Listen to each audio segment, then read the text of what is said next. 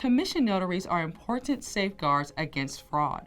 Every day you can find yourself faced with con artists or corner cutters, intent on taking advantage of your position.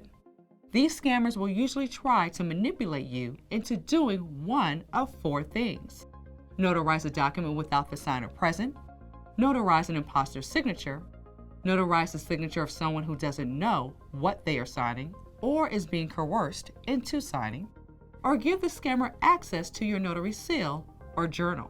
If you fall for one of these tricks, the consequences could be severe for the defrauded party and you. To help you identify these scammers and protect yourself and clients from fraud, here are 5 common situations that could trip up a notary in the field. The demanding boss is not necessarily a scammer, but is an issue for notaries who get their commission as part of their employment. The demanding boss may see your notary seal and journal of notarizations as company property. Consequently, they may demand access to these critical tools. Say you work for an attorney who demands that you store your seal and journal in a locked drawer, and both of you have keys to that drawer. Suddenly, the attorney's clients launch a barrage of lawsuits over improper court filings and sudden diversion of assets. You didn't notarize these papers. The attorney did with your seal. Though you did not actively participate in this fraud, you find yourself facing disciplinary actions from the Secretary of State and claims being made against your bond. The solution here is simple. Never allow anyone else to use or access your seal and records. Even if your employer paid for your commission, you are the notary and must keep your seal and journal out of the hands of others to protect yourself and the public. Another scammer, the sneaky spouse, often is a product of marital strife. This person wants to get one over on their partner by forging their signature. This usually is done on financial documents. It also comes into play when child custody arrangements must be made. Imagine you're approached by a trusted neighbor who's planning to take her daughters to Argentina on vacation. She shows you a letter from her husband granting her permission to take the children. However, she says neither she nor her husband realized it had to be notarized before she took her children out of the country. Her husband is out of town on business, but his signature is right there. She asks, "Could you please notarize the letter as a favor for a friend?" You know you shouldn't, not without the husband present, but you trust this woman. Who could it hurt? Your question is answered when the husband returns to find his wife and daughters gone. What you didn't know is that he and his wife are divorcing, and you notarized a forged signature that allowed her to take their children to deny him custody. It's the #1 cardinal rule for notaries. The signer must always be present when you notarize a document. Always. But fraud doesn't have to be close to home. A casual acquaintance could prove to be a real estate thief. Say you work in an office building and one day you're approached by Tom, who works at an insurance brokerage on the same floor. It's near quitting time and Tom suddenly comes in with a pile of documents he'll like you to notarize.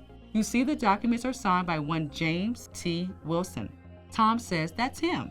He goes by his middle name. And wouldn't you know it, he's lost his wallet, so he can't show you an ID.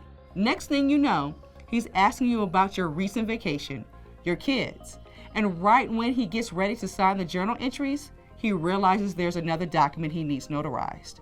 He reaches in his briefcase and suddenly there are papers everywhere. You help Tom clean them up, of course, and he keeps chatting you up. You finish the notarizations and Tom's off on his way. It isn't until the next day that you realize Tom never signed the journal entries. Then you stop seeing him in the building.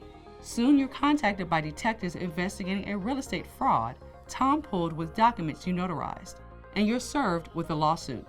No matter how well you know someone, you must always follow the same notarization procedure and verify every step. Otherwise, you risk being taken advantage of. Other scammers will target the elderly to take financial advantage with the help of an unwitting notary. These are elder abusers. Imagine you're called to the home of an elderly man. A young woman answers the door and identifies herself as the man's granddaughter. You meet the man in his living room and he asks you who you are. His granddaughter says you're there to notarize those papers we talked about. He asks if he has to do it. You notarize a power of attorney for his granddaughter, who goes on to drain his accounts. The rest of the man's family soon filed suit against you for aiding in his coerced signing of the power of attorney. It is important to make sure that a signer is not being coerced. Engage them in a friendly conversation. Ask what their intent is with the document you are notarizing. If you have any doubts, refuse the notarization. Finally, some scammers try to take advantage of notaries they have never met, but who work in busy settings. These unknown imposters use speed to work around the system and get their way. Say a well-dressed gentleman comes into your office and asks you to notarize his signature on grant deeds for investment properties he owns. He hands you his ID, you record the details as usual, he signs the documents, and you are paid. Sometime later, you are visited by investigators who inform you the man you notarized the grant deeds for is involved in a multi-million-dollar mortgage fraud. What happened? In this case, you neglected to compare the information you recorded from the ID with the signer. Many notaries spend more time accurately recording details from IDs than checking whether these details match the signer. This is a common mistake among notaries and an equally common reason for claims made against them. Verifying a signer's identity is a crucial responsibility, and these scenarios are taken from real-world experiences of notaries like you.